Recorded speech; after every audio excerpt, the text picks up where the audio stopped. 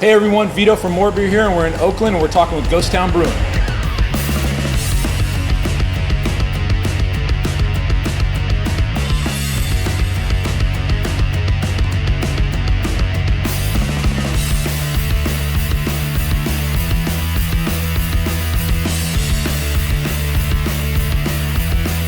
Let's start with the brewery, Ghost Town. Your start and your small brewery start, and where you guys are now. And then Justin, tell us a little bit about your brewing history. I know you started home brewing. Sure. So tell us a little bit about that. Yeah, let's start with the brewery. Yeah. So me and the other founders of Ghost Town, we're all in a metal band together, and we're also home brewers. So we brewed at my house. In my garage, and I live in Ghost Town, part of Oakland, which is in West Oakland. So that's kind of where we got the name from. And yeah, we used to visit all the homebrew shops, including MoreBeer, quite a bit when we were, building out our gear and making our first beers. But yeah, and then 2012 we decided to try and turn it pro, and Ghost Town became an official brewery. We had a little tiny one-barrel system that we ran for quite a long time, pretty much until that thing wore out. And then, 2016, 17 is when Justin joined up. Beginning of 17, and then we moved to our new tap room here in West Oakland. New in 2018 is when we launched it, and the rest is kind of history. So a lot of background as homebrewers for me as well, and the other founders here before we went pro. And Justin, I know, I remember you commercial brewing before you, and then home brewing even before that. We've known each other for a bunch of years. So tell us a little bit about your brewing history. Totally, man. Yeah, I started home brewing back in 2010. Kind of just tagged along with my brother a lot and just fell in love with it. And we're brewing out in Concord. That's where we live. So MoreBeer was our spot to go to. Making trips there 2 or 3 times a week, but just became obsessed with it. Bought books, tried to do things, and eventually landed myself an internship at a production brewery. Worked my way up to assistant brewer, then head brewer. Learned a lot there, and then when it was time to part ways, I came over to Ghost Town, and we kind of started everything that we have now. Been crushing it ever since. Trying to, yeah.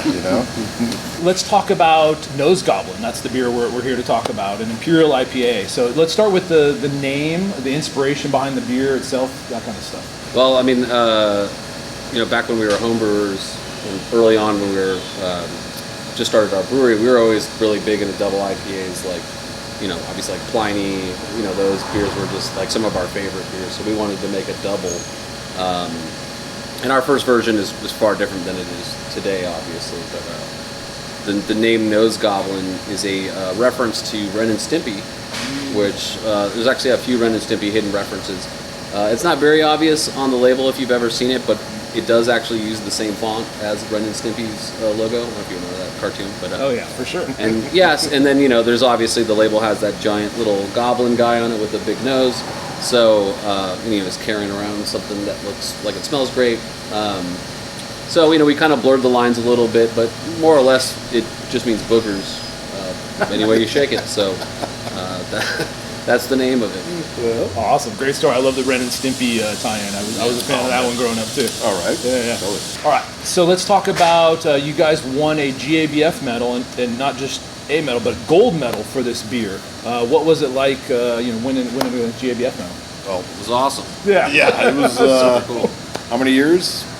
12 years in, I guess, at that point, trying to get some cool stuff like that. And we didn't even think it was going to happen because it was getting down to that was the last category we had a beer in. And then when our name got announced, I mean, you get goosebumps, you're just jumping for joy. And it's what we put our hearts and souls into, It was 60-hour work weeks back in the day, and getting covered in caustic and hot water and getting burned and things like that. And to finally see some of your hard work just kind of get recognized on a national scale is pretty fucking badass.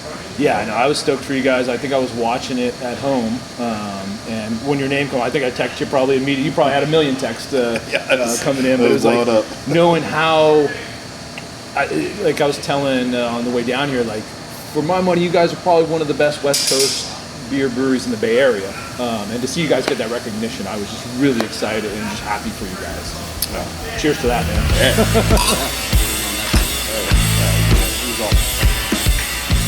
All right, Justin. So let's jump into the Nose Goblin recipe. The recipe itself, the grains, the yeast, the hops that are in it, and then any of the process too. Of course. Yeah. So we'll start with the grains. It's 100% Pilsner malt with some dextrose, mainly because I've brewed double IPAs for a long time, and the way they're kind of switching is like not as bitter, more flavor profile, and trying to keep them light. So like, as you already know, the more grain you use, the more color you're going to get. So we tried different things, but we finally just dialed in the recipe where I think it's 90% Pilsner malt and 10% dextrose, right around there. And it was giving us that dryness. We finished out at 1 Plato 1004 on that. And and then at that point it was like, how much hop oil can we get into this, and just super saturate it. So it's like we're using CO2 extracts for bittering, which a lot of people do these days, but it kept the vegetable matter out. And then a good amount of cryo in the whirlpool with about half the amount of T90 in the whirlpool. So we still... So you're still putting vegetable... You still need it. I mean, like an IPA has to have a vegetable flavor. For sure, and then the same thing with the dry hop. The dry hop is, on a percentage scale, roughly 33% cryo and then 66% T90. And that really let us dry hop it at a very heavy level. I think it was around 5.5 pounds per barrel is our dry hop ratio for that, without getting too vegetable-y, but super aromatic and super flavorful. And then, we can get into, the hops themselves. So what hops exactly? So in the kettle, it's just a CTZ extract, start a boil, and then everything's whirlpool. And it's, like I said, it's a 2-to-1 ratio cryo to T90. It's Mosaic cryo to Nelson T90. And then the dry hop would be equal parts across the board, Mosaic cryo, Nelson T90, Strata T90. Now, our Nelson, we were very fortunate. We get it selected, so we have some really awesome diesel-y fire Nelson that we're in love with. Our Mosaic, we also get it selected, and we're fortunate enough to be able to select it from one farm that we've really fallen in love with, Brew Farms. Yeah, you already told me about them. I love them, Good stuff, Shout man. out to Reggie. She grows some of the best hops, but her Mosaic is, like, for me, like, good Mosaic is got an armpit thing going. A little onion, garlic, berry. Touch of but a little more of just like that dang kind of is like in your face. But then you still want that berry in the background. And then our Strata we get from Indie Hops. It's awesome. We get 2 different lots typically. We have one that's a little bit more grass forward, and one that's a little more berry forward. And for this beer, we tend to go with a little more grass forward one because it helps just kind of keep that old school vibe to it. While we have the Nelson and the Mosaic Cryo that's fruiting it up and keeping it that perceived sweetness and all that type of stuff you kind of get. So on the whirlpool, sorry, was it good? So the whirlpool, we talked about that. Are you dropping the temperature or anything like that? Yeah, we naturally. So we do high gravity brewing here. Okay. So we always add some water back to it. Yeah, we always water back with our CLT, which is always at 38 degrees. So it's consistent throughout the year. So it's always like starting with volume to final volume, and we always have pretty much the exact same temperature drop within 1 or 2 degrees Fahrenheit. It's a whirlpool is right around 188. So just kind of below the point where we have to worry about DMS reforming, and then cool enough to really just get some good isomerization, but not like aggressive bitterness from it. And then we do a steep for about 30-40 minutes, and then our knockout time is about 20 minutes. We use White Labs 001, just good old workhorse. It's my favorite strain personally. Any dry hops going in right then, and nope. biotransformation or anything like that? No, none whatsoever. We wait till we're pretty old school with our methods, man. Like, I believe ingredients are what makes good beer. So we let it get to terminal, and then we'll drop the cones. We'll dry hop it, 1 big fat dose, give it a couple of rouses just to make sure everything gets mixed in. And then we'll let it sit on the dry hop for 72 hours and start doing our forced diacetyl tests. We also use the enzymes ALDC, which helps us get through the process faster and gives us a little more reassurance. And then, so our typical... Do you cap it when you dry hop, or do you leave the... I do after 48 hours. After 48. So 2 days we're blowing off any sulfur, things like that. Yeah, exactly. Sulfur, other compounds you might not want. And then after 48 hours, we'll cap it. We'll start dropping the cone on 72 hours. And every day after that until gets fined and everything. And we don't filter our beers; we just use biofine. Yep. And then Uni-tanks, you guys are doing uni-tanks. This one we always make sure to transfer it onto a bright just to get it off the hops as fast as possible. Gotcha. Okay. So typical fermentation time is about 7 days. Dry hops 3 days. That's a great. Yeah, how long is it on the vegetable matter? Yeah, so 3 days. 3 days, and it's crashed, and then we'll biofine it 2 days into that. Let it sit on the biofine for 2 more days, and then transfer it to a bright tank. Carb it up, package it. Do you were one of the ones who told me that tip of using CO2 to mix the tank, after I think you discovered islands of hops on the top of the tank. Oh, yeah. Do you mix it any other times other than that initial, or just the one? We do it 3 times now. 3 times. So we'll do it right after dry hop, and we'll do it 2 or 3 hours after dry hop, and then we'll come back in and do it 24 hours after that Next dry hop. day, gotcha. Because we found, when we'd come in the next day, we'd look in there and we'd still see all this. And then after that 3rd browse, everything kind of just fell in the solution. Yeah. And we were hitting that, achieving that aroma profile. I know that was a great tip that you gave me, and it definitely saw the difference. I was so excited about that, so I wanted to share that with everybody too. That's a good one. It's super easy. We're not recirculating or anything like that. We're just gas. hooking up some gas to a racking arm, break up all with the those racking hops. arm. You have the ability to kind of stir it a little. And we just keep it right at 12 o'clock. Oh, you just keep it right at 12 o'clock. Yeah, we don't get too crazy with it. I don't honestly wouldn't want to stir up anything below it. I just want to break up what's on top. Gotcha. Okay. Yeah. Awesome. Well, that's it in a nutshell. Most importantly, we ferment on the cooler side. Forgot to mention that. Yeah, fermentation So we knock out at 60. Okay. And then we'll ferment at 62 until we get to... So you're holding it at 62. Yep. So knock out 60, set it at 62. So yeah, and then once we hit... That's why it takes 7 days as opposed to our usual 5 or 6. And then we will, once we get down to 5 Plato, 10-20-ish, we will let it free rise up to 68 degrees, and then we dry hop at 68 and just keep it there. Awesome. That helps blow off the sulfur or anything like that. Yeah. But obviously fermenting a little bit cooler keeps your esters in check and your fuses in check. Yeah. So it kind of just lets the hops. Even 001 will still put off a little bit of ester profile. So it really helps us with that. Yeah. Awesome. Any other tips on this beer specifically? We'll get into some other stuff, but Nose Goblin. Any tips for homebrewers out there that you're going to try out the kit? Dextrose. Let's not forget our dextrose. Yeah, we actually dextrose does also. I forgot that when we whirlpool it, because we'll send it to a whirlpool vessel. We'll throw the dextrose in there as well, which helps drop that temperature about an extra 3 degrees. Gotcha. You add it into a whirlpool. Yeah. Okay. We're going to get into what I like to call the quickfire question. So I'm just going to spit a question at you guys answer, and then we'll go on from there. What is the craziest, you guys brew a lot of beers here.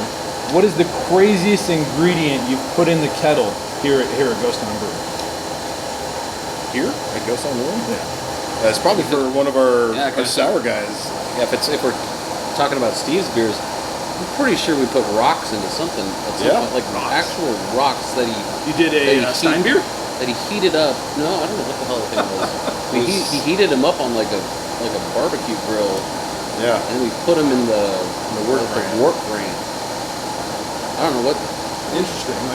Kind of like a Stein beer? Yeah. I'm not sure what the rocks were for. Okay. Hey, Steve. Is it not back? It was Sati. Sati. All right. There you go. Yeah. And then, I think all the weird stuff comes from Steve back there. He lives in one of the wine barrels. Well, there's one and stuff. There's one that we did, and that's where I was. And I remember I've never done this before. Yogurt? Yes. Oh, yogurt. Well, that's kind of a common thing now, I guess, for kettle sours. We used to use the fill and seal of sugar too in the saison. But no, I think nowadays we're pretty much just hops, some dextrose every now and then. When we brew Steve's beers, is when he gets cool and creative with the ingredients. Well, we had one with fig tree branches in it and things like that. Interesting. What advice do you have for a new home brewer just getting started out? What's their best thing? They're looking to buy some gear, things like that. I'd say you probably get your packaging under control. So from your carboy, let's say you're using a carboy, to your tank, do your research and your reading on it to keeping your dissolved oxygen levels as minimal as possible. Because I find that's where most of the homebrews we try that have gone bad, it's in that process right there. So I'm going to ask you a question. Would you recommend racking to a secondary? No. God, no. That's just more oxygen pickup. Exactly. I think a lot of the classic tips or books even say that rack to secondary, and like that's just to get you off the yeast from autolysis. But at this point, it's spread out so far, and most homebrewers use a fresh pitch. Yeah. So when that yeast is that healthy, it's like you're not. I mean, unless it's going to sit on there for 6 months. And it's only 5 gallons as opposed to 20 barrels, so that the head pressure on that yeast is not, which helps speed up the autolysis. So it's not as important as important the commercial side, but not as important on the home side. And then we dry hop the fuck out of it too, right? So your hops will just cover up that yeast. Yeah, that's a good point. But I would really focus on trying to get that transfer process figured out. You can read it. I'm sure there's plenty of YouTube videos these days, but there's a whole way to just transfer it with zero oxygen. Just use CO2 to push from carboy to your serving keg, and then carbonate the keg to whatever you're stuff. But to me that's probably one of the big ones. I wouldn't worry so much about recipe development until you have fermentation and packaging under control, because your recipes don't fucking matter. And another one, keep your malts fucking simple. Like KISS. Don't make a beer with 10 malts in it. Like IPA should have 2 malts. When you start getting crazy like that, everything just gets bundled up in malts. There's some beers, like crazy stouts and things like that. Sure, you can throw this, and this, but for the most part, man, like 3 malts, that's all you need. Tasty actually gave me that advice back in the day, and I took it to heart, and it's so right, because it's kind of the same thing. It's like we try to keep all our beers at 3 hops and 3 malts. Every now and then with a hazy, we'll throw in like a 4th hop just to kind of get a cool little blend, but 3 and 3, that's like our magic number, or less. But keep it simple, stupid. That's it's a good one. Seriously, man, you can get too crazy and too involved into it, and it just takes away at the end.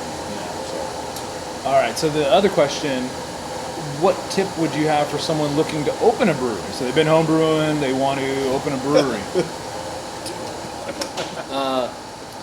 I've talked to quite a few folks who are interested in starting a brewery, and the thing I usually tell them, first and foremost is, get the biggest system you can get.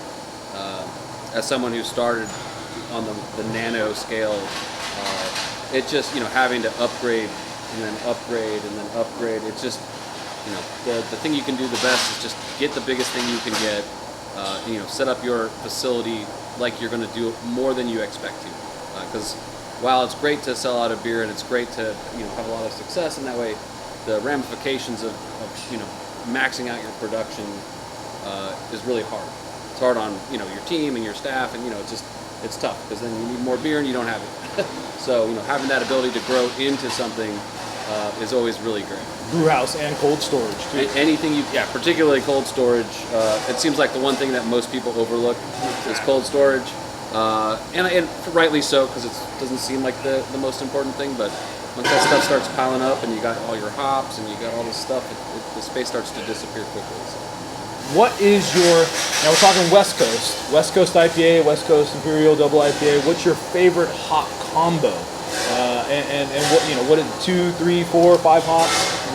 How many, and what are those hops? And it doesn't necessarily have to be Nose Goblin, like your personal favorite. My personal favorite? Yeah, for West Coast. Mosaic and Nelson. Mosaic and Nelson. Good Mosaic and good Nelson. Equal parts? Right across the board. Right across the board? 50-50. Bitter of something else, but I think you could still get your hands on some good stuff. Obviously, I don't know if you can get it yet, but Vito smelt it earlier today. We're brewing a smash right now with the HBC 586. Probably going to be my new favorite hop, but we're gonna see here real quick. That smells like Mosaic, Simcoe, and Old School Galaxy in my bag. At that point, you don't need anything else. But Mosaic, Nelson. If you can get your hands on Nelson, if not Mosaic, and some good Simcoe.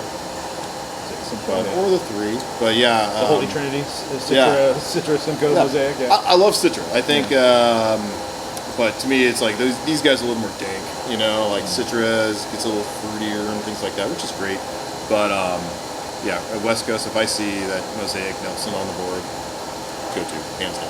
Awesome. Here's a fun one I like to ask. What is your desert island beer? What I mean by that is, if you can only have one beer, you're stuck on a desert island, you can have one beer for the rest of your life, what is it? Style and commercial example. Shoot for it. Man, I guess it would have to be something light for me. Probably like a Modelo or something. Like, I don't know. I feel like I could just drink a bunch of those all day long. It's really hot on the island. Especially on an island, right? I don't know. I think that's what I'd pick. Are we talking like you're deserted, you're by yourself, nothing else around, or is this like you're hanging out with friends drinking, or you're? I call it the desert island beer, but it's just you're with friends even anything. You can only drink one beer for the rest of your life. What is your one? What's your flagship? I'm right there with you, Modelo. Modelo, okay, cool. Yeah, special. Nice. Light lager's what I'm hearing. Yeah, but if I was on an island all by myself and knew I was going to be stuck there until I died, probably just be making stouts, barrel aged, so I can die faster. Help it go faster. Yeah, let's just end this now. Pastry stout, Pastry stout, Kill me now. Triple IPA. What is, or who is one person, dead or alive, that if you could sit down and have that maybe desert island beer, or a beer, with, who would it be and what would you talk about? Each get a chance to answer that. Dead or alive? Dead or alive, it could be anybody. So right now, today? Yeah. Who is it and what would you talk about? Jesus Christ. We get cerebral here. I'm gonna just honestly say, right now, be Tasty. Good answer. I wish he was here because he supported us from day one. He took us under his wing and he had faith in us when a lot of people didn't. And I wish he was here to see us win that award and be part of that celebration with us. And I learned a lot from him. So I wish, he'd be my pick, 100%. It's a great pick. Yeah, no, he'd be proud of you guys knowing he's a good friend. He's got us all into this a lot. He inspired so many thousands, millions of brewers, right? Probably not millions, but thousands. No, but 100%, man. But I mean, he was, again, like I said, when I came on with these guys, he was there day one, just supporting us and introducing us and just helping us try and find our way. Good answer. Good guy. Yeah, I mean, Tasty's a good answer for me. I mean, for me, I would probably choose an old friend that just lost a long time ago before the brewery started taking off. Because I think he'd be blown away just to see kind of where stuff is today and just talk about what's going on. So similar sentiment. But yeah, obviously Tasty too. Cheers to that, man. Yeah. What do you guys think? Innovation is always a big part of the brewing industry. What is the next hype beer style? Right now, cold IPA is a big thing. What beyond that? What do you guys see? Where is it? Is it lagers? Is it what is the next hype beer style or trend in brewing? I mean, what we call West Coast Pilsners for us, it's like the best of both worlds. It's bringing in that craft lager, jumping on some of those movements, and then also introducing people to hops in the same way that IPA can, but without the high ABV overhead. They're so good. I can drink so many of them, because even us, like, we'd have a few IPAs and then it's go back to the lagers because we're old now. But with the West Coast Pilsner or whatever you want to call it, we can have a bunch of those and still get our hop craving kind of satisfied while keeping it in the 5% range for us. And I mean, I really like them. I could see a lot of people starting to make them too. So I hope they catch are. on. I mean, everyone's starting to make them. So, and I 100% agree. I mean, it's like you said, you get your hop fix, they're crispy, they're clean, and you can crush them. Yeah, low ABV, crush them. Yeah. And they really let hops still shine, just kind of like a West Coast IPA does, which is cool. Depending on your yeast strain. That's a great trend. Hopefully that does become popular. That's beers I enjoy myself. I like pale ales, low ABV because I'm not trying to get drunk, but I want to enjoy some hops. So the lager's even cleaner, crisper. 100% agree. Let's hope it goes that way, guys. Right? If it does go that way, I'll just throw this in there. Do a forced diacetyl test because lager yeast takes twice as long to clean up diacetyl after a dry hop. And if you don't know what hop creep is, go Google it and read about hop creep. educate yourself. And because ALDC for that matter. If you, I don't know, can you get ALDC on the small homebrew level? That's a great question. I'm glad you asked that. We just brought it in. Cellar Science packages down homebrew ALDC sizes. Yeah. Perfect. So you can get it on the homebrew size now. Every homebrewer should use it. Use it. Every homebrewer. Absolutely. And use double the amount they recommend. Please. That's great. Well, guys, thank you so much for your time today. This was amazing. I love hanging out with you guys. Love enjoying a beer. Thank you guys so much. Totally. That's a pleasure. Thank you. Cheers. And everybody check out the Nose Goblin kit when it comes out. Coming soon.